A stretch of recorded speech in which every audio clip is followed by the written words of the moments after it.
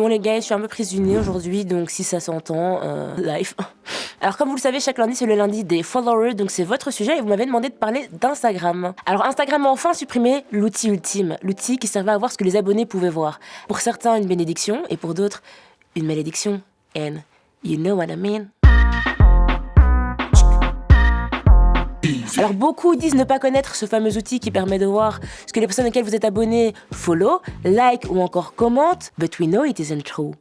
Stop de mentir. J'ai quand même à préciser que ceux qui vous disent ne pas connaître cet outil sont généralement ceux qui vous stalkent sur Instagram, sont ceux aussi qui tapent votre nom dans Google jusqu'à fouiller dans votre LinkedIn. J'ai entendu dire. Par un pote d'un pote d'un pote. Alors Instagram a en fait expliqué qu'ils avaient supprimé cette option pour éviter des ennuis à leurs utilisateurs. Mais en même temps, on sait qu'ils ont changé beaucoup de choses, comme le fait de rajouter l'IGTV, supprimer les likes, arrondir les abonnés et développer un peu le côté market. Et vu qu'il n'y avait pas grand nombre de personnes qui utilisaient cette option de suivi d'activité des abonnés, ils se sont peut-être dit qu'ils allaient utiliser cet espace pour quelque chose de plus concluant. We don't know. Maybe. I guess. I don't know. Quoi qu'il en soit, it's over. L'app expliquait qu'à la base, elle a créé cet onglet pour que les gens puissent trouver de l'inspiration dans ce que likaient, followaient les autres utilisateurs. Mais bon, je pense qu'ils se sont vite rendus compte que cet outil servait plus à espionner les boyfriend, girlfriend, non-binary friends qu'autre chose. Mais les frères, franchement, 2 secondes. Il y a un moment où on est quand même des êtres humains. Nous sommes ceux qui ont créé la Crocs et le manteau en fourrure sans manches. Vous vous attendiez à quoi ?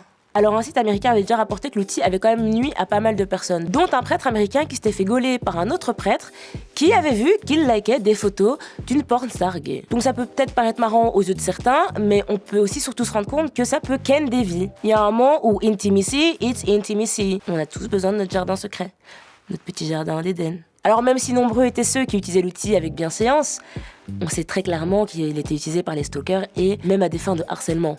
Donc bon, tant mieux pour certains, certaines aussi. Hein? Hein?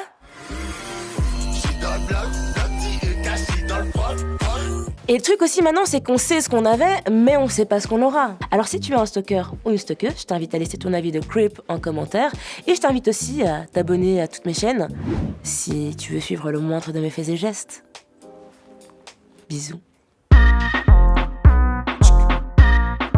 Si tu as aimé cette vidéo, n'hésite pas à t'abonner à la chaîne Tarmac. Et si tu veux encore regarder du Easy, il y a nos playlists. Donc tu peux regarder ceux d'hier, et d'avant-hier, et d'avant-avant-hier, et...